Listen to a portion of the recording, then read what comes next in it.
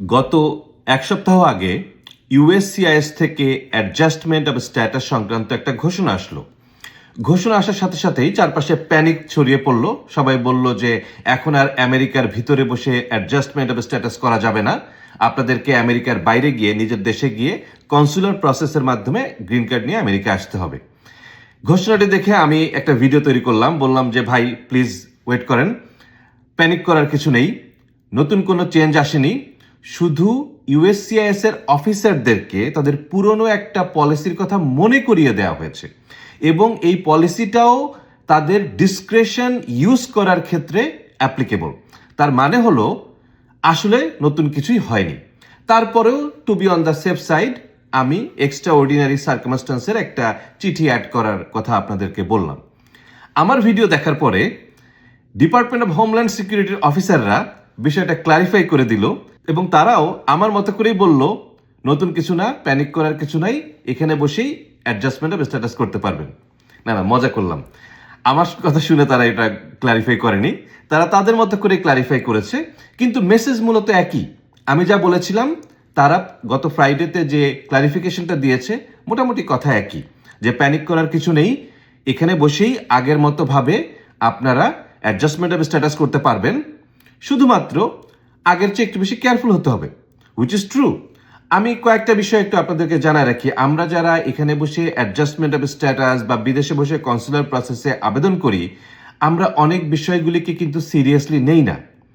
একটা simple form fill up, এইটাও কিন্তু একটা লিগ্যাল প্রসিডিওর, আমরা বুঝি না। আমরা লিগ্যাল প্রসিডিওর বলতে শুধু কোর্ট প্রসিডিওর বোঝাই।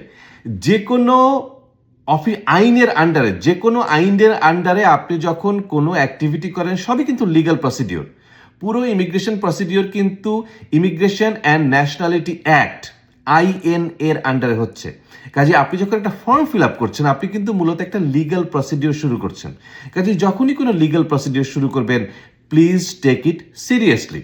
যেমন ধরেন আমি কয়েকটা ক্ষেত্রে আপনাদেরকে মনে করিয়ে দিই। আপনাদের কারো যদি কোনো ক্রিমিনাল রেকর্ড থেকে থাকে, ছোট হোক বড় হোক, স্টেট লেভেলে হোক, ফেডারেল লেভেলে হোক, কাউন্টি লেভেলে হোক, এমনকি ছোটোখাটো ট্রাফিক ভায়োলেশন, প্লিজ সব কিছুকে প্রপারলি নোটিফাই করবেন, প্রপারলি মেনশন করবেন।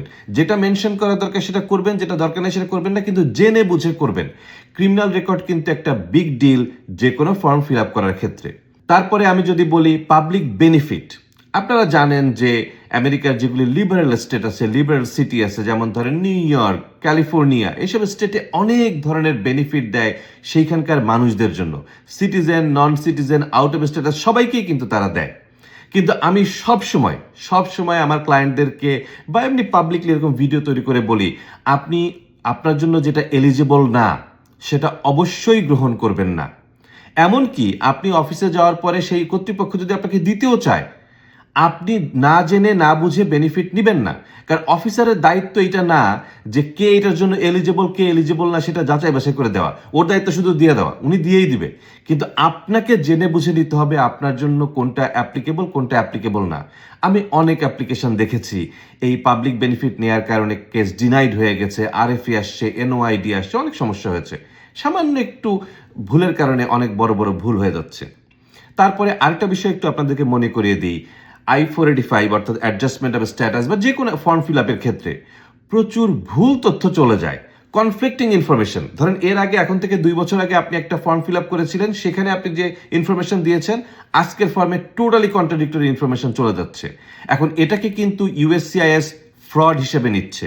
কাজে ভুল তথ্য কোনোভাবেই দেওয়া যাবে না, এ বিষয়ে আমাদেরকে কেয়ারফুল থাকতে হবে।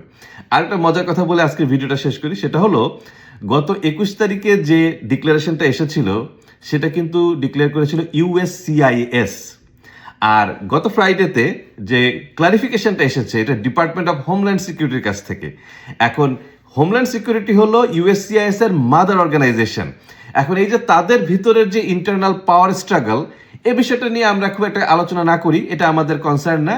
কিন্তু আমি শুধু আপনাদেরকে এটুকু বলতে চাই যে কোন ঘোষণা কোথা থেকে আসে এটাও খেয়াল করবেন। এটাও কিন্তু আপনাদের ডিসিশন নেওয়ার ক্ষেত্রে খুবই গুরুত্বপূর্ণ। আমরা যারা অ্যাটর্নি আছে আমরা কিন্তু একটু খেয়াল করি যে এটা কি ইউএসসিআইএস দিচ্ছে, এটা কি হোমল্যান্ড সিকিউরিটি দিচ্ছে, এটা কি ডিপার্টমেন্ট অফ স্টেট দিচ্ছে, এটা কি হোয়াইট হাউস দিচ্ছে, এটা কি ফেডারেল জাজ দিচ্ছে, এটা কি ইমিগ্রেশন জাজ দিচ্ছে, এটার উপরে কিন্তু অনেক কিছু ডিপেন্ড করে।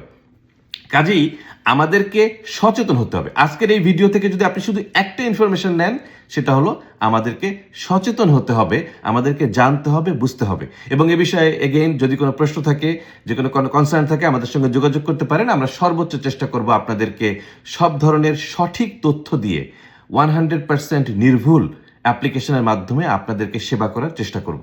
ভালো থাকেন, সুস্থ থাকেন, আবার কথা হবে পরবর্তীতে।